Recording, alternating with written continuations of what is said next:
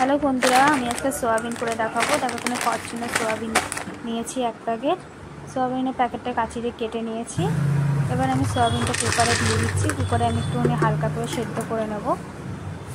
সেদ্ধ করার জন্য একটু জল দিয়ে দিলাম সামান্য, আর 1 চামচ এখানে নুন দিয়ে দিচ্ছি। এইভাবে সোয়াবিনটা আর বাড়িতে রান্না করো, সত্যি অসাধারণ টেস্টি হয় খেতে। অল্প তেলেই আমি করব, যাতে বাচ্চা বড় বয়স্ক সবাই খেতে পারে। সেই জন্য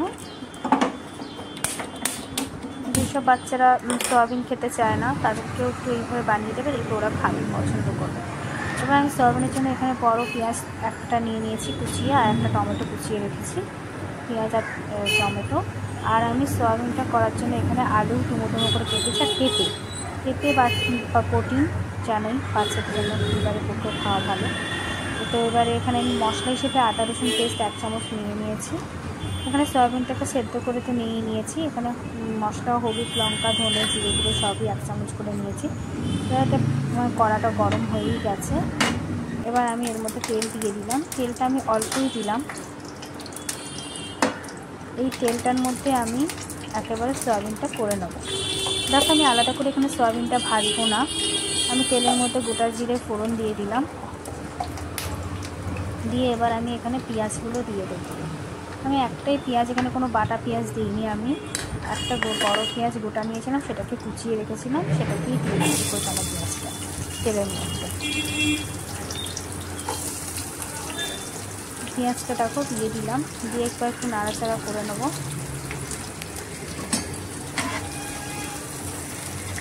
একটু নাড়াচাড়া করে নিচ্ছি পেঁয়াজটা। পেঁয়াজটা আমার হয়ে গেছে। এবার আমি আলু পেঁপেটা এর মধ্যে দিয়ে দেবো।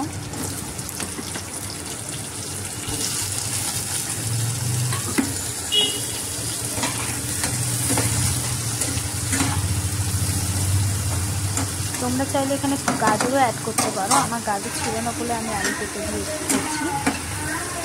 গাজরও দিতে পারো এখানে। এবার আমি সয়াবিনগুলো দিয়ে দিচ্ছি, সেদ্ধ করা সয়াবিনগুলো। ভালোভাবে নাড়াচাড়া করে নিচ্ছি আমি চারিদিকে। দেখো এবার একটু 1 চামচ নুন দিচ্ছি। নুনটা পরিমাণ মতন দেবে, যেহেতু সয়াবিনের নুন আছে সেদ্ধ করার সময়, সেজন্য আন্দাজ মতন দেবে। আমি এখানে 1 চামচ আর একটুখানি সামান্য নুন দিয়ে নাড়াচাড়া করি। তোমার তো যদি সয়াবিনের রেসিপিটা ভালো লাগে, অবশ্যই লাইক, সাবস্ক্রাইব, কমেন্ট করতে ভুলো না। এবারে আমি টমেটোটা দিয়ে দিলাম এর মধ্যে। প্রচুর শেয়ার করো, কমেন্ট করো অবশ্যই। আর এইভাবে তোমরা বাড়িতে রেসিপিটা ট্রাই করো, সত্যি বেশি অসাধারণ খেতে লাগে। এবার আমি মশলাগুলো সব এখানে দিয়ে দিচ্ছি। আদা রসুন পেস্ট, ধনে গুঁড়ো, জিরে গুঁড়ো, কাশ্মীরি লঙ্কা, হলুদ সব দিয়ে ভালো করে মশলা দিয়ে সয়াবিনটাকে কষিয়ে নিলাম। দেখো আমার কষানো হয়েই গেছে। দেখো কিরম তেল ছাড়ছে, সাইড দিয়ে দেখো পুরো তেল ছেড়ে গেছে। এবার আমি একটু জল দিয়ে দেবো অল্প, খুব বেশি জল দেবো না। আমি এটা খুব বেশি ঝোল করবো না, মাখা মাখা টাইপের করবো। তোমরা যদি কেউ যদি মিষ্টি খেতে পছন্দ করো, তাহলে এটা একটু মিশিয়ে দিতে পারো, চিনিয়ে দিতে পারো। এবার আমি জলটা দিয়ে দিলাম। খুব বেশি জল দিইনি, দেখো অল্প জল দিয়েছি। সিমে রাখবো, আলু আর এটা সেদ্ধ হয়ে যাবে।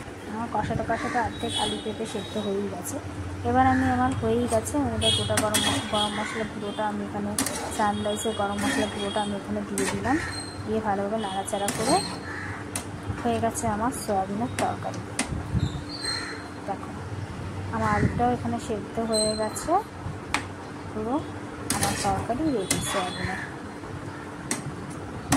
আমার রেসিপিটা কেমন লাগলো অবশ্যই জানিয়ে কিন্তু। টাটা, বাই, খুব ভালো থেকো।